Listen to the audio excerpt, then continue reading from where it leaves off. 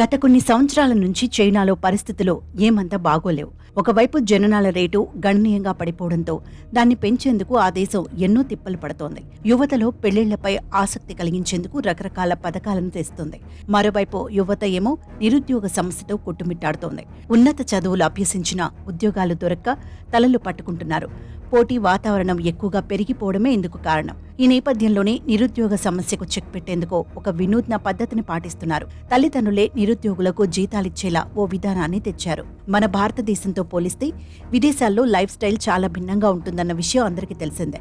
పిల్లలు సంపాదించే స్థాయికి ఎదిగిన తర్వాత వాళ్లు ప్రత్యేకంగా తమ జీవితాన్ని ప్రారంభిస్తారు. తల్లిదండ్రులపై ఆధారపడకుండా తోచిన ఉద్యోగం చేసుకుంటూ ఒక సపరేట్ ఇంట్లో ఉంటారు.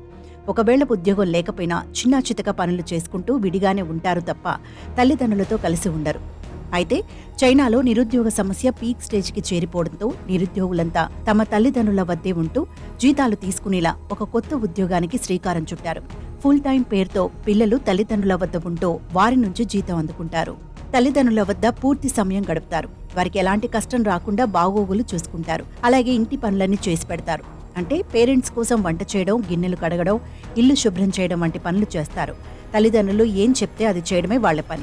ఇలా చేసినందుకు గాను వాళ్లు నెలకు ఏకంగా 70 నుండి 90 వేల వరకు జీతం పేరెంట్స్ నుంచి తీసుకుంటారు. ఈ విషయాన్ని అక్కడి నేషనల్ మీడియా పేర్కొంది. ఎవరైతే ఉద్యోగం లేక సతమతమవుతున్నారో వాళ్ళిలా ఉద్యోగం చేసుకుంటూ పేరెంట్స్ నుంచి జీతం తీసుకుంటున్నారని ఆ మీడియా తెలిపింది. ఇదేం విడ్డూరమో ఏమో.